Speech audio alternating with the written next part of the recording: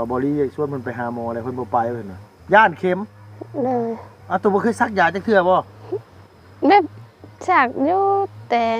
2 เทื่อ 3 เทื่อมันเจ็บบ่หรือว่าได้เลยเจ็บแบบใด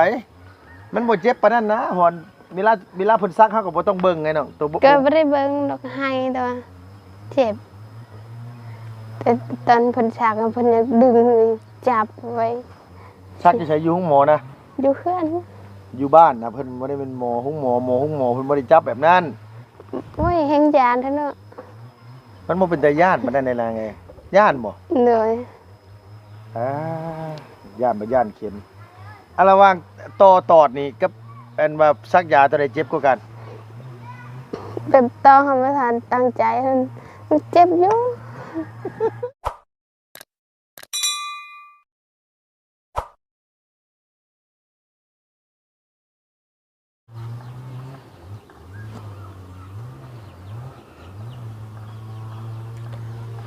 กับสบายดีและสวัสดีเด้อพ่อแม่พี่น้องเบิดสุขุสุคนเนาะพี่เนาะเปิดคลิปมาพบมาพอกันอีกแล้วพี่น้องกับลุงเฮิมชาแนลคือเก่าคือเดิมทักทายสบายดีพี่น้องเอ้ยพี่น้องเอ้ยมาพบมาพอกันมื้อนี้กันเนาะพี่เนาะวัดหายสบายหูดังบ่เป็นไข้เป็นไอพี่น้องเอ้ยมื้อนี้โอ้ฟ้าแจ้งจางปางเพียงเนาะอากาศเปลี่ยนไปเปลี่ยนมา 2-3 มื้อเมื่อกี้นี่ก็โอ้ยพี่น้องเอ้ยขี้มูก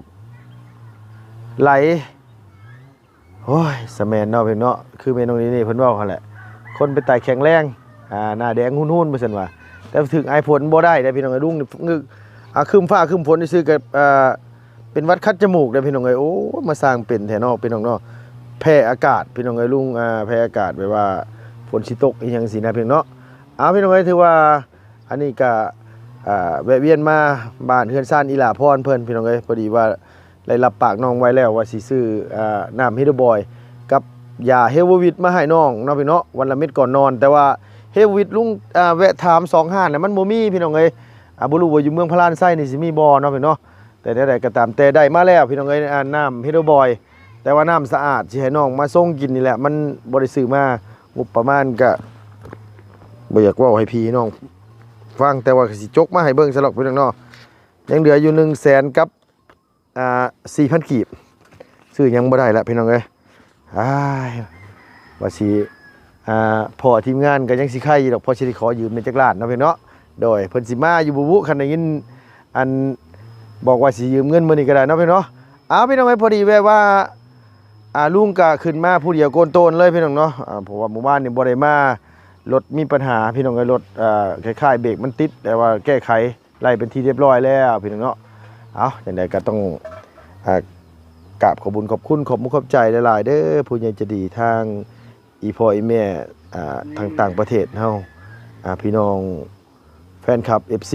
ทั้งหลายอยู่ทั้งฝั่งไทยแล้วก็ทั่วโลกเนาะพี่เนาะขอบคุณขอบคุณหลายๆให้กำลังแรงใจเมื่อคืนนี่กินต้มอึ่งพี่น้องเอ้ยบางอย่างแซ่บเลยในพะลานี่บ่มีบ่สิซื้อมาให้อีหล่าพรต้มสู้กินนี่เนาะพี่เนาะโอ้ยฮ้อนแดดพี่น้องเอ้ยไปพี่น้องเนาะโดยไป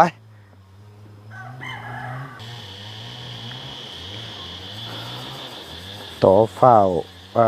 ห่าวพี่น้องเนาะน้องเพิ่นสุมไฟใส่ให้มันใหม่เวลาตั้งเฮือนตั้งซ่านมันจังบ่ยากพี่น้องเอ้ยถ้ามีอันว่าเลื่อยมาตัดออกก็สิง่ายอยู่แต่ว่าจักตัดไม้อันพวกอันว่าจักสติงมันบ่มีแหละพี่น้องเนาะก็เลยต้องเอาไฟอันสุมใส่เอาโอ้ยพี่น้องเอ้ยมึงเนี่ยฝนตกมาไปตาบ่ได้อยู่ได้นอนก็ดออันนี้ก็ได้ฝนเกยน้องเพิ่นกำลังกวดขี้เหงื่อขี้ตองอยู่ขวดน้ำขวดในป้าโทษได้บักไฟสุกมาแต่ไสนี่นางมาแต่หาเห็ด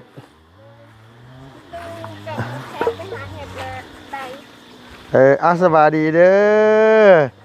อโดยสบายดีเอาซื้อมาฝากหูหัวหน้ามียังขอบใจหูอยู่บ่เอาแล้วเคยกินอยู่บ่เว้าอีดีบ่เคยกินอีกแล้วฮะแพง แพงจังได๋คันแพงลุงคือสิซื้อมาได้อ้าวนิดไม่ใช่กินจังได๋ อันนี้กินจังได๋ใช่บ่ โดย ขวดน้ำนั้นใส่ได้บ่เอาแกะออกมาดูอีหล่าเติมน้ำตัวนี้ใส่ลงไปจะครึ่งขวดเอาเทใส่ขวดนั้นได้น้องเพิ่นว่ากินจังได๋เพิ่นซั่นว่า เดี๋ยวดาอันเหรอเนี่ยว่ะ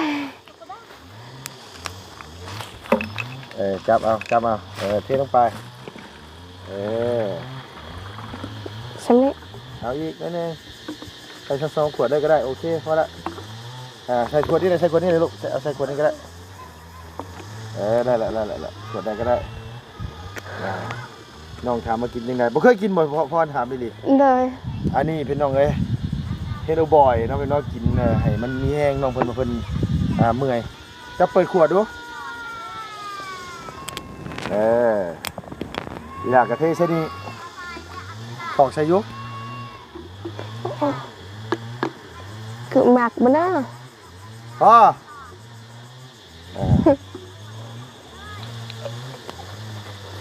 เดี๋ยวเอาจามละก็กูเจ็บท้อ กูจีดอีหยังสิกูตายอีหยังเว้ยเนาะอีหยังแต่ว่ายังกินน้ำยันกูจีดเฉพาะยันตาย บ่แม่นได้กินมันย่านตาย มาได้ก่อนคือมันกูจีดขนาด โดย กูจีดนี่คือตายเป็นมาละ โดย เอาตัวเขย่าวันนี้เขย่าขวดอยู่ลูกน้องพรย่านตายพี่น้องให้ยันกินที่นุ่มบอยยันตายไปใช่ไหมเขย่าแห้งจริงๆมันต้องใส่โซดามันถึงแซ่บโอเคได้แล้วซิมดูป่ะนี่โอ้ซิมดู แอม แอมแซ่บหรือบ่แซ่บ แซ่บ หวานบ่ เลย ถ้าบ่หวานตัวเพิ่มก็ได้เด้อตัวใส่น้ำแดงลายก็ได้ครับตัวมักหวานอันนั้นก็ส่งให้น้องกินด้วยคันตายมันก็จะตายพร้อมกันนะคือจีพร้อมกันเลยโอ้ยลุงเราเป็นห่วงยันน้องเพิ่นนั้นว่าเมื่อยพี่น้องไอ้ลุงเราซื้อน้ำแดงมาให้กินมาแต่หาเฮ็ดเมื่อยเพิ่นว่ากินยันกุจีดไปกันใส่อีกลูก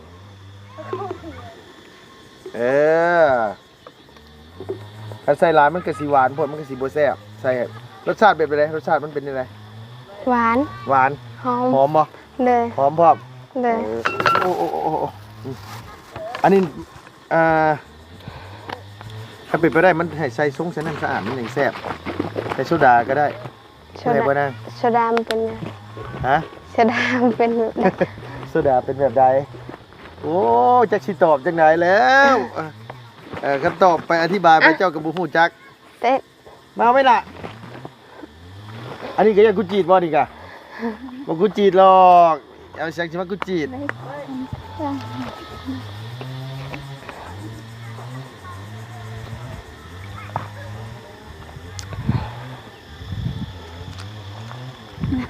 เป็นได้ได แซ่บ แซ่บนี่ เศร้าได้เจ็บท้องนะเศร้าแล้วมื้อนั้นมันเจ็บท้องย้อนที่ว่ากินนั้นว่าอันตำทะเลบ่หรือว่าเจ็บท้องที่อีหล่าเป็นแต่เก่า บ่ฮู้ แต่ว่าตัวกินยาแก้ปวดมันเศร้ามันบ่ เลย มันเป็นเจ็บที่ตัวเป็นเท่าไหร่มันบ่เกี่ยวหรอกกับต่ำมันน่ะเพราะว่าลุงกินมา2โคกยังซื้อมาให้ตัวกินมันสิเจ็บได้จังได๋มึงบ่พอแล้วเลย บ่ได้ท้องเสียแล้วว่าห่านมันบ่เกี่ยวว่ายาวมาโทษลุงว่าลุงซื้อต่ำมาให้น้องกินน้องเจ็บท้องเพิ่นว่า บ่เป็นหยัง บ่เกี่ยวเนาะ เลย มื้อนี้ว่าสิซื้อแนวกินมาให้กินอยู่ย่านตัวเจ็บท้องอีกแล้วยันเขาเว้าให้ตอนแรกก็ว่าสิซื้อสิ้นงัวมาลาบสู้กินอยู่พี่น้องเอ้ยพรตัวกินอึ่งบ่ล่ะ กิน อึ่งตัวกินบ่ เลย ต้มอึ่งนี่กินบ่ เลย กินเนาะคันสมมุติว่าลุงเห็นแล้วลุงสิซื้อมาต้มสิกินนะ เลย กินแท้ได้ แห้งมาก แห้งมักเนาะ เลย ใบมะขามก็มีนะพี่น้องเอ้ยต้มอึ่งใส่ใบมะขามแล้วนะเนาะไผไปหาเฮ็ดมื้อเช้าเนี่ย แถวก็ไม่ตู้ไปหาลุง ได้บ่ ได้พอกินอยู่ ใช่ซะเดี๋ยวนี้ ลืมมาลง บ่แม่นแกงนะ เลย อ๋อแกงนะบ่เป็นหยังก็นึกว่าหามาบ่ทันได้แกงนะ แกงแล้ว แกงแล้ว ไปหาเห็ดเผากับน้องได้แล้วนึง เจ้าไปหา เลย ไปหาอยู่ใช้นางน่ะ อยู่โคก โคกใส่ พูนอยู่พุ่น โคกทางหน้าพู โมเมนต์ทางนี้ไปทางนี้ ทางไปทางพี่ โดย ครับมันออกในลายภาพไปหาในอยเด้อ โดย โอ้เห็นว่าสิก็หาเห็ดเพาะมานคือกันได้นี่น่ะ เมื่อวานบ่ได้มานางไงรถลุงมันว่าสิมาแล้วรถบัดเบรกมันติดพี่น้องเมื่อวานนี่เบรกมันห้องมันขับไปแล้วมันดับนะเดี๋ยวว่ามันเบรกมือหรือว่าอหย่างมันนี่แหละก็เลยบ่ได้มาครับได้พ่อแกงอยู่บ่เห็ดเพาะนะ ยังเถอะ ได้พ่อแกงอยู่บ่ ได้ชำถ้วยหนึง ใช้ดิ ขึ้นเอาก่อน อาจจะมาฮอดบ่มาละ มาหอดแต่เมื่อกี้นี้แล้ว มาฮอดเมื่อกี้นี่เลย โดย ใช้ขึ้นไปเบิ่งเอามาเบิ่งดูฮะ วันล้างแล้ว มาเบิ่งดู แถวไว้แม่ถือพอแถว สาวน้อย แถวไว้ถือพอไหมเนี่ย đi giờ đâu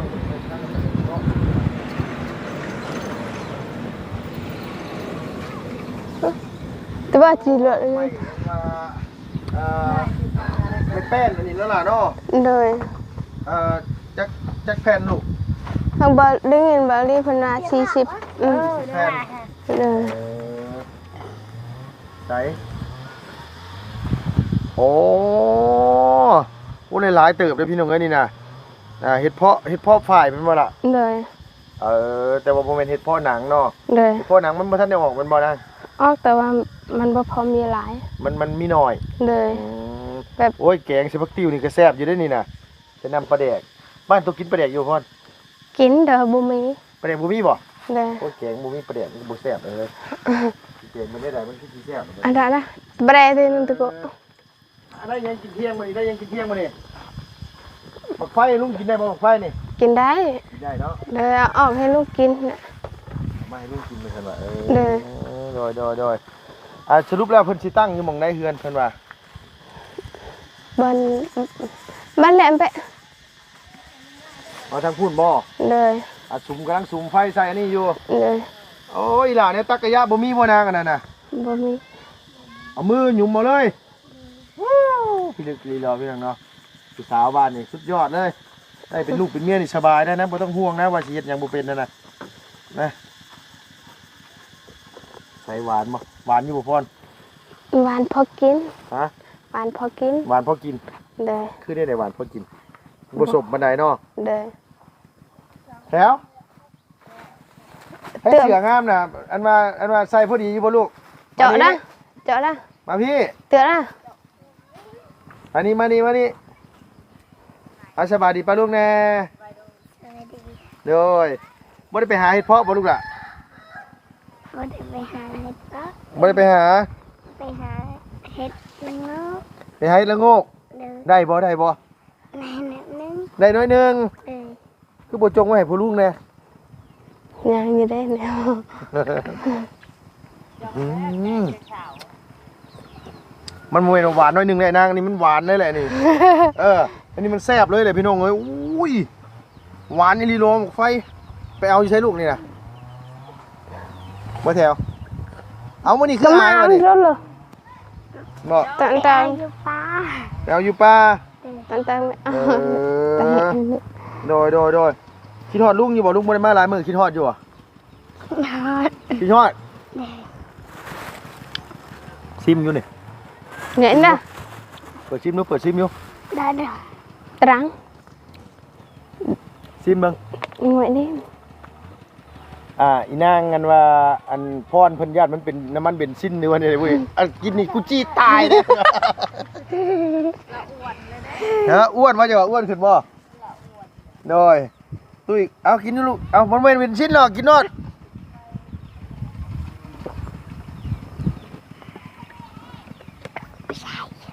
รสชาติแบบไหนลูกแอมบ่แซ่บ แซ่บ เลย เพิ่นพากันไปหาเฮ็ดกับอันว่าน้องสาวเพิ่นอาจจะกลับมาผู้นี้เดี๋ยวไปก็ไม่ตู้มื้อเช้าเนาะลูกเนาะ เลย ได้ดอกใหญ่บ่เฮ็ดดอกงูสีขาวสีเหลือง สีขาว อ๋อตัวสีเหลืองยังบ่ทันได้ออกบ่ยังบ่เห็นเนาะลูกเนาะ เลย เฮ็ดเพิ่งบ่มีบ่นาง บ่เห็น บ่เห็น เลย อืมหมายความว่ามันเริ่มแดดได้มันเริ่มออกแล้วเนาะพอเนาะโอ้ยแซ่บพี่น้องเอ้ยบ่ไรเอารถจักรมาบ่ไรว่าสิพาไปให้ว่าซั่นว่า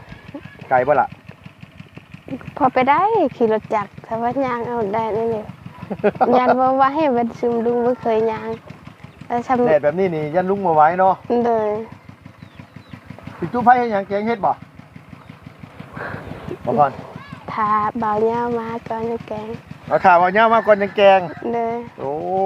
ยเจ้าเสือลุงโนดมื้อนี้น่ะเพื่อเว้าเหย้ามานะคำ เอ้าอีหลีบ่เหย้าเพิ่นสิไปบ้านนั้นว่าน้าแพรกน้อยอีกพี่น้องเขาวลี อยู่บ้านนุ่งเฮ็ดปวกออกอะไรพี่บ่ได้ออกบ่นะยังบ่เห็นบ่ เลย อยู่บ้านตัวก็มีบ่เฮ็ดปวกไง มีแต่ว่ายังไม่กันออกเลย มีแต่บ่ทันออก เลย อืมบ่ได้เจ็บแล้วว่าท้องน่ะบ่เจ็บแล้วสิซื้อก็มาให้กินมาพี่น้องตอนแรกนี่วะฮะ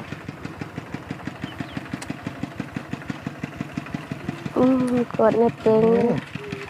หวานแห้งอันนี้ก็แม่นคือกันบ่แถว เลยตัวนี้หมกบ้งแถวหมกไผ่แถว ตัวนี้ควายเจ้าอ่ะ หมกไผ่ไม่ตู้ไปพร้อมกันเอานำกัน โอ้ยแซ่บพี่น้องเอ้ยต้องใช้ยันในห่ออยู่เบิ่งนี่ อันนี้ก็ของมากคือกัน อันไม้นี่40แผ่นเนาะไม้แป้นเนาะล่ะเนาะ เลย แล้วก็ไม้อันว่า48นี่50โต เลย เพิ่นจะย่อยเอามาเรื่อยๆเนาะ เลย แล้วเสาอิหยังสิมียังลูกหลานเพิ่นมาแจ้งยัง เสายัง เสาเฮือนน่ะยังบ่มีเนาะ เลย บอกง่ายว่าตอนนี้มีแต่ไม้ เลย คือเพิ่นสิเอาเสาดิเสาไม้อันนี้แหละคิดว่านะบ่ได้แม่นเสาตอแม่นว่านี่น่ะบ่แม่นน่ะว่าล่ะ เลย มันบ่ได้แม่นเสาตอพี่น้องนี่คือเสาเพิ่นสิเอาเสาตัวนี้เลยแหละแต่ว่าเสาตอนี่คือเฮาต้องสั่งเสาดินมาเพื่อต่อเสานี่ขึ้นไป โดยโอ้แกงเห็ดละโงก เลย นี่ล่ะแถวไปหามาไม่ลุงมากินข้าวมาบ่ลุงหาแต่จ้ามาเมื่อกี้นี่กินได้หลายๆเลย เกิดจ้าไหมโอ้เตี๋ยโด มาไหม น เนี่ยมา เลยอะไรไม่ได้กุญแจยง จ้าแม่ ลุงไปกินไหม เฮากินเมื่อกี้นี่กินโนดชุเจ้าน่ะอีน่าหาแต่มานี่อันชำเฮ็ดเพาะชุเจ้าอย่าเผาถ่าเบายาวเด้อเพื่อเรามาหั่นค่ำตัวนั้นน่ะกินตัวนี้ก่อนตัวนั้นไว้ถ่าแกงกินกับบ่ยาวตัวนั้นน่ะ กินเลยได้กินเห็ดตัวนี้ เราเห็ดกับ บ่ได้ใส่ปลาแดกบ่ล่ะ ไม่มีประแดก ใส่เป็นนัวอยู่บ่ เต็มโน่มาพริก แม่พี่น้องในบ้านเพิ่นแกงเฮ็ดนี่ใสน้ำนี่ มันบ่ครบมันบ่มีครบมีแต่บ่พริกแตงนัว มีแต่พริกปลาแดกมีแต่พริกแป้งนัวเกลือ เลย ปลาแดกบ่มี เคยกินแบบนี้ เคยกินแบบนี้ก็อยู่ได้เนาะล่ะเนาะ เลย ขออนุญาตได้เพิ่นนะมาเห็นงูแม่แกงใส่ใบมะขามมาทีนี้คือบ่ใส่ใบผักติ้วอีหล่ะบ่มีบ่ มี นางบ่ได้เอา มาพี่น้องมาเบิ่งซิมเบิ่ง นางไปเอานางไปหาเห็ด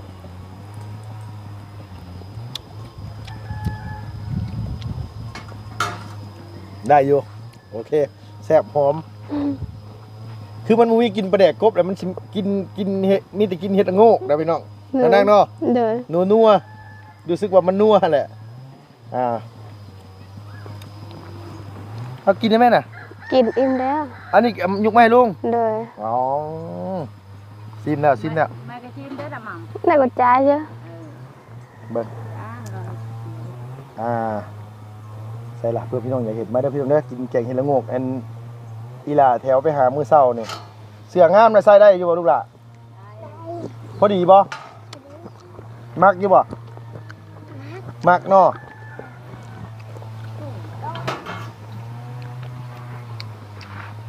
เดี๋ยวลุงถามบ้านอีหล่าบ่ได้ใส่ผักอีตูบ่ บ่มีผักอีตู โอ้ยผักอีตูก็เลยบ่ได้ใส่ เลยดิ ถ้ามีได้เฉพาะ ใส่ มีนี่ใส่อยู่เนาะ เลย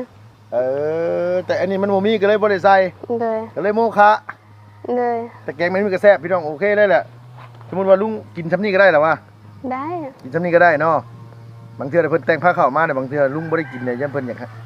ยันเพิ่นน้อยใจหั่นนะบางเทื่อนะ บ่น้อยใจนะ อันนี้ลุงอิ่มแล้วอิ่มดีหลายๆเฮากินแล้วก็เข้ามาเลย โดย กินเมื่อกี้นี่อันว่า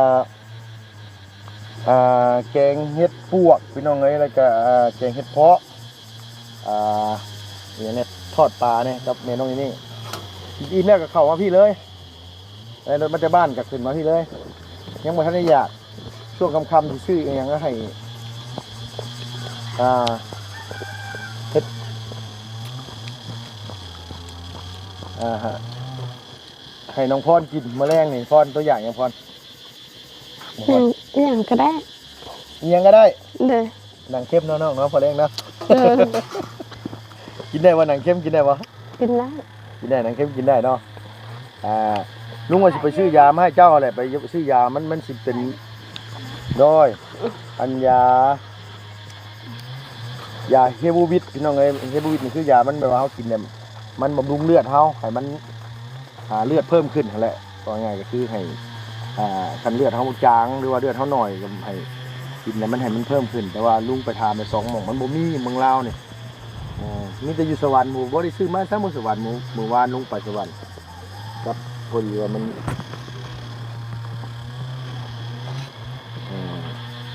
ยากน้ำรถแน่ก็เลยบ่ได้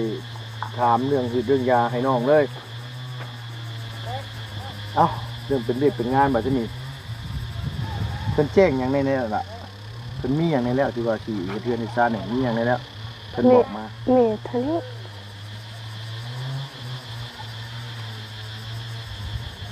มีไม้นี่เนาะ โดย แล้วก็อันมาไม้48นี้เนาะ โดย แล้วที่เหลือแล้วคือสังกะสีพวกไม้เครื่องไม้หยังอันนี้พวกบานประตูนี่ยังบ่ได้มีมาเนาะลูกเนาะ ยัง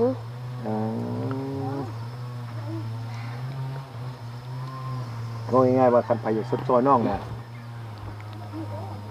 ยังขาดหลายอย่างแม่นบ่ล่ะ โดย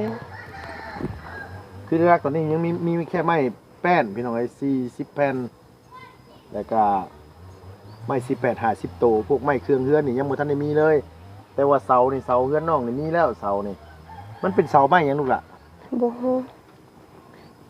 ถามแม่เป๊ะลวงเราเป๊ะตะโนนนะ ลองไม่แดงลาเล่นไม่แดง ไม่แดงบ่ส่งกินไม้ก็ได้ลูกหลานเด้อส่งกินไม้ก็ได้หั่นนะอันนั้นลุงซื้อมาให้อยู่2ขวดพุ่นซับไม่ไม่หยังก็ไม่จิกบ่ บ่แม่น บ่แม่นจังไหม บ่ตั้งโปรกบ้านกูแปลง เรื่องก็ใช่น่าไปรวมทีเรื่องตอนกระบากก่อนเรื่องก่อนกระบาก ไม่บาก ไม่ก่อนกระบากไป ก่อนกระบาก เอาเว้าภาษาลาวกับภาษาชนชาติบ่เข้าใจกันไม่จักไม่กันว่าอีหยัง แม่ พี่น้อง ก็ เอ้ ไม่ ย อยากฮู้ปานใด อ๋อบ่ค่อยฮู้ปานใดเนาะ บ่ค่อยฮู้ปานใด เสาน้องเพิ่นมีแล้วพี่น้องเอ้ย9ต้นคันสมมุติว่าเฮ็ด12ต้นนี่มันต้องหามาเพิ่มอีก3ต้น แต่ทั้งนี้ทั้งนั้นมันต้องหาเครื่องเคลื่อนมาให้น้องเพิ่นครบก่อนอย่าเพิ่นก็คือเห็นนี่แหละครอบครัวแล้วก็โอ้ยเป็นหน้าฝนลงมานี่มันชดบ่มีชดบ่อยู่บ่ได้เนาะพ่อเนาะ โดย ยางนี่ปลูกได้จักปีได้ลูก ได้แล้ว3-4 ปีแล้วแต่โดนแล้ว 4-5 ปีแล้วเนาะ เลย มื้อนี้บ่ได้ค่อยเมื่อยปานใดนี่เนาะเบิ่งหน้านี่เนาะ เลยอยู่นี่ก็2 ปีแล้วอยู่ ที่นี่ก็2 ปีแล้วอยู่หม้องเก่ากี่พร้อม เลยอยู่เนืองที่ก็ได้ได้2 ปี อ๋อประมาณ4 ปี 5 ปีเนาะ เลย โดยแต่ตอนที่อันพรไปเฮ็ดงานในเวียงนี่เฮือนหลังนี่ปลุกแล้วบ่หรือว่ายังอยู่พุ่นอยู่ ปลูกแล้ว ปลุกแล้ว เลย ตอนตัวไปน่ะตัวไปกับหมู่บ่ล่ะ ไปคนเดียว เอาไปผู้เดียวต้องหางานแบบให้ลูกน่ะ แบบเอื้อยในบ้านนี่เพิ่นชอกให้เราไปเลย อ๋อเพิ่นซอกให้อยู่เอื้อยเพิ่นอยู่พุ่นอยู่ เดิ เอื้อย น ไปเฮ็ดงานอยู่เวียงเนาะ เอื้อยเราอยู่บ้านนี่แหละ เราอยู่บ้าน เดิน แล้วเพิ่นคุยทางโทรศัพท์ เดิน เพิ่นติดต่อให้แล้วตัวก็ออกจากบ้านไปเข้าไปเลย เดิน ป๋าบ่ได้ย่านเว้ยตอนนั้น ยานอยู่แต่ว่าอยากไป ย่านแต่ว่าเฮาต้องไป เดิน คันสมมุติว่าพรบ่เจ็บท้องนี่พรบ่ได้มาบ่พรดูว่าแนี่ล่ะ บางทีเลยมา เดือก็บ่ได้มาเนาะ โดย เฮาเลี้ยงน้องบ่ล่ะ โดย เลี้ยงเด็กน้อย โดยน้อย3 คน เด็กน้อย3คน โดย เพิ่นให้พรเดือนเท่าไหร่ก็ล่ะ ล้านหา เดือนละล้านห้าอยู่ได้จักเดือนก็ลูก ประมาณ7-8 เดือน 7-8 เดือน โดย ก็เลยมาเนาะ โดย มันบ่ไหวเวลารอบเดือนมาเท่าไหร่สิตายซื่อเทื่อ โดย บางทีก็บ่ได้เอาหันน้อง บางเทื่อก็ว่าเอาฮอดน้องมันเจ็บแฮง โดย คือโรคแบบนี้นะพี่น้องแบบมียิ่งหลายคนที่พ่อแบบว่าเวลารอบเดือนมันได้เจ็บบางคนก็เจ็บแฮงบางคนก็บ่เป็นหยังเลยก็บ่เจ็บเลยบางคนก็แค่ว่ารู้สึกงุนงิดซื่อๆแต่ว่าคือน้องมันอาการแบบว่าน้องเพิ่นค่อนข้างที่ว่าเจ็บแฮงคือเมื่อนั้นว่าเบาดีกับเขาเอาย่าอยู่ช่วยดีล่ะไปหาหมอคือบ่ไป ยานเข็ม ฮะ ยานเข็ม ลุงสิบอกตัวเด้อสิ่งที่ย่านนี่บ่เป็นแต่ย่านเข็มอีหยังสิบางเทื่อไปแล้วเพิ่นบ่ได้ซักให้ตัวซ้ำไปแล้วเพิ่นแค่เอ็กซเรย์เบิ่งเอ็กโกเบิ่งว่าในภายในของเฮามันมีหยังแน่เวลาเป็นมาน่ะมันคันมันบ่ได้เป็นหยังเลยนะครับมันก็ดีนั่นล่ะสมมุติว่ามันเป็นก้อนเนื้อที่มันแบบเป็นเนื้องอกเนื้อหยังซี่เนี่ยมันเฮ็ดให้เฮาเจ็บน่ะมันสิเฮาปล่อยไว้หลายปีแล้วมันก็สิทรมานเฮาหลายขึ้นนั่นแหละ มันเขาไปตรวจพบแต่เนิ่นๆหรือว่าเขาไปตรวจพบตัวที่มันยังบ่ทันได้ใหญ่หรือว่าบ่ทันได้เติบโตหลายก็เขาก็สามารถรักษาได้หายไวเพราะฉะนั้นก็คันเจ็บคันมาเพิ่นพาไปหาหมอก็ไปแล้วแหละก็เห็นเจ็บมื้อนั้นน่ะลุงมาเลยทางน้องสาวจะว่าเอื้อยแล้วเจ็บแห้งว่าซั่นว่าแต่ว่าบ่รีชวนเพิ่นไปหาหมอแล้วเพิ่นบ่ไปว่าซั่นน่ะย่านเข็ม เลย ตัวบ่เคยซักยาจักเทื่อบ่ ได้จากอยู่แต่2 เทื่อ3 เทื่อ มันเจ็บบ่หรือว่าได้ใด โดยเจ็บ เจ็บแบบใดมันบ่เจ็บปานนั้นนะหอนเวลาเพิ่นซักเฮาก็บ่ต้องเบิ่งไงเนาะตัวบ่ ก็บ่ได้เบิ่งดอกให้แต่ว่าเจ็บ แต่ตอนเพิ่นฉากเพิ่นยังดึงจับไว้ ซักจะใช้อยู่ห้องหมอนะ อยู่เพื่อน อยู่บ้านนะเพิ่นบ่ได้เป็นหมอห้องหมอเพิ่นบ่ได้จับแบบนั้น โอ้ยแฮงยานเท่าเนาะ มันบ่เป็นตาย่านปานนั้นในลางไงย่านบ่ เลย ย่านบ่ย่านเข็มอะระหว่างต่อตอดนี่กับอันว่าซักยาตัวใดเจ็บกว่ากัน แบบต้องทำไม่ทันตั้งใจมันเจ็บอยู่ โอ้คือต่อนี่บ่ได้ตั้งเขาบ่ได้ตั้งใจแหละมันเจ็บอยู่แต่ว่า เลย ยานี่ฮู้ว่าเพิ่นสิมาซักเนี่ยย่าน เลย เพิ่นซักเข้าไป เลย โดยคือสาเหตุกระซับนี่เอง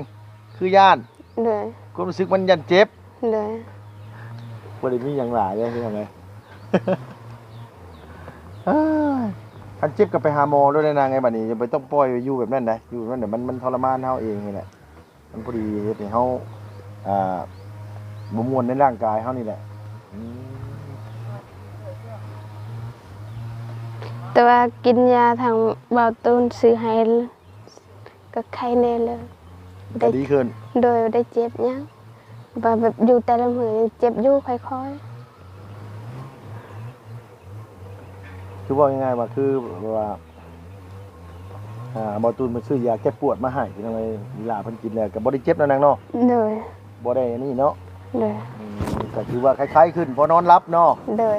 ว่าไงนอนได้พอดีนอนได้เนาะคันว่าเวลาเฮาบ่ได้กินยาแล้วนี่นอนบ่ลงเลยรับบ่ได้เลย เลยแบบอยู่กับมวนกินข้าวก็บ่แซ่บเจ็บ อยู่บ่ม่วนกินข้าวบ่แซ่บ เลย มันเจ็บเฉพาะตอนที่เฮารอบเดือนมาแม่นบ่ล่ะ รอบเดือนมาก็เจ็บไปแม่นรอบเดือนก็เจ็บทีมือ1 2 เทื่อ3 เทื่อเจ็บ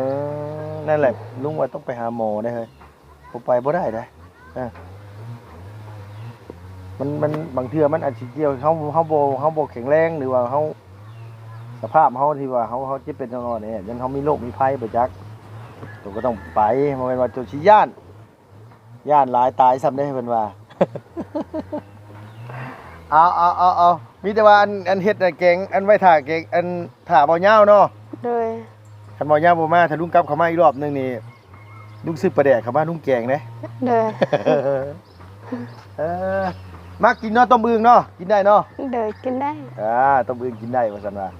คันกินได้แล้วลุงสิซื้อกันว่าเข้ามาพี่น้องเดี๋ยวสิไปเบิ่งตลาดเมืองพารานไซว่ามันมีบ่ฝนตกอยู่บ่นางทางนี้ ฝนตกบ่แห้ง ฝนตกบ่แห้งยันบ่มีดอกซั่นน่ะพี่น้องเนาะบ่มีก็สิซื้อในอื่นก็มากินกุ้งตัวใหญ่ๆนี่ตัวเคยกินบ่พอดกุ้งตัวใหญ่ๆเลยตัวเคยเห็นบ่เอาตัวสับปะมือซ้ำอันนี้นี่ได้บ่เคยกินบ่ มีแต่กินกุ้งน้อยๆหันไปสอนเคยกิ อ๋อกุ้งน้ำหนองได้หยังนี่วะ เด้อเคยกิน แต่ตัวใหญ่บ่เคยกิน เด้อ โอ้ยากอยู่บ่เฮ้ย แบบบ่เคยกินแล้วก็บ่ได้ยาก ก็คือเฮาบ่เคยกินนะเฮาก็บ่ยากเนาะ เด้อ บ่ แต่ ฮู้ ว่า ว่ามันแซ่บหรือบ่แซ่บ แต่ว่าอยากลองอยู่บ่ อยากลองอยู่ อยากลองอยู่ เด้อ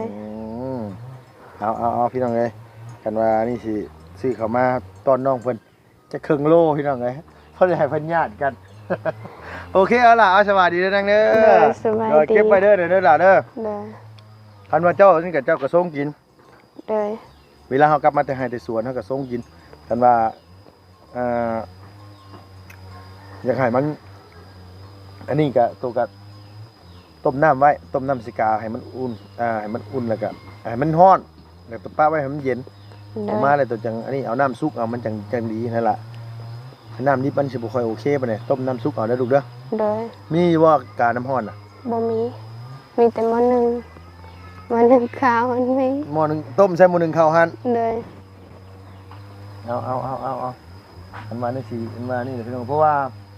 ท่านชายน้องเพิ่นซื้อน้ำสะอาดมานี่เนี่ยคือน้ำหัวเสือนี่ลุงก็สิซื้อมาให้ได้อยู่ลำแพ็กนี่แหละแต่ว่าชายน้องเพิ่นกินตลอดก็บ่ได้เพราะว่าเฮาก็คือเห็นนี่แหละโอเคสละเอาสบายดีล่ะเด้ เด้ อ อสบาย โด ดี ยเอาพี่น้องก็มีแต่ว่าลุงสิแลนออกไปอันว่านี่ก่อนเพราะว่าสิไปล้างรถก่อนพี่น้องเพราะว่ามันรู้สึกว่ามัน สกปรกแห้งหลายแล้วบ่ได้ล้างหลายมือเลยเมื่อวานตั้งใจว่าสิล้างกลับไปแล้วก็เฮ็ดเบรกมือหั่นน้องพี่เนาะก็เลยบ่ได้เฮ็ดหยังเลยเมื่อวานบ่ได้ไปใส่เลยสำหรับคลิปนี้ลูกก็ต้องกราบขอบคุณแต่พี่น้องหลายๆเนาะ